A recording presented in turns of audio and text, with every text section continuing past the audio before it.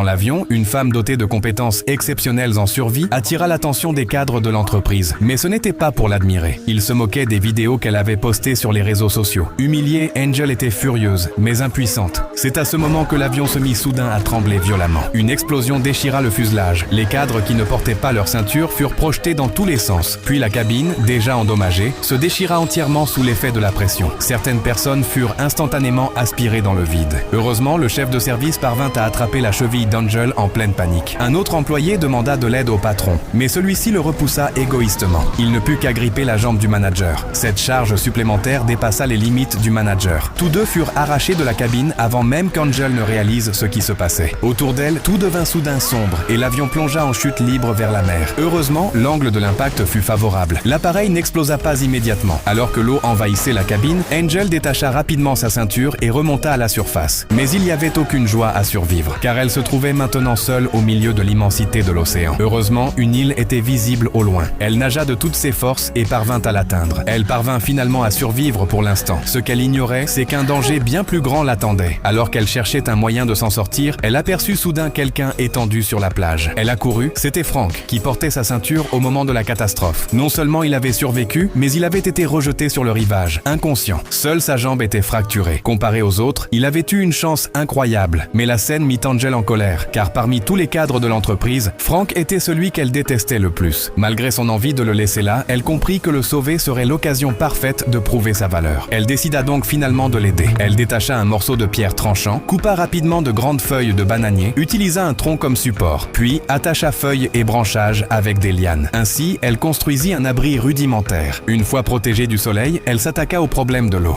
Elle creusa un trou dans le sable, y plaça des coquilles de noix de coco, puis les recouvrit de feuilles. Le temps, imprévisible près de l'océan, tourna soudain à la pluie. Elle récupéra l'eau potable. La pluie cessa aussi vite qu'elle était venue et le ciel se dégagea. Frank, qui était resté inconscient longtemps, finit par se réveiller. Angel se précipita, lui donna de l'eau et lui expliqua qu'elle l'avait sauvé. Malgré son arrogance, Frank la remercia. Entendant cela, Angel redoubla d'efforts. Elle démontra ses talents devant son patron. En frottant 2 morceaux de bois, elle réussit à allumer un feu, puis prépara un poisson grillé. Mais ce qu'elle pensait être un repas idéal n'était pour Frank qu'un tas de nourriture infâme. Habitué au luxe, il peinait à l'avaler, mais pour survivre, il se força malgré le dégoût. À cet instant, il regrettait amèrement sa vie de luxe. Angel, déjà reléguée au second plan dans l'entreprise, ne ressentait pas ce manque. Elle savourait enfin le sentiment d'avoir prouvé sa valeur. Le temps passa, les jours défilèrent. Leurs émotions s'intensifièrent dans ces conditions extrêmes. Tandis qu'Angel se réjouissait d'avoir trouvé un coquillage, Frank restait apathique. Il supportait de moins en moins la situation et commença à reprocher à Angel de ne pas avoir laissé de signaux de détresse sur la plage. Pour lui, c'était ce qu'elle aurait dû faire, pas seulement survivre. Après plusieurs jours de soins attentifs, Frank recommença à considérer l'aide d'Angel comme acquise. Son arrogance naturelle refit surface. Angel comprit enfin qu'en le couvrant d'attention, elle n'obtiendrait jamais sa reconnaissance. Il ne comprendrait sa valeur qu'en souffrant un peu.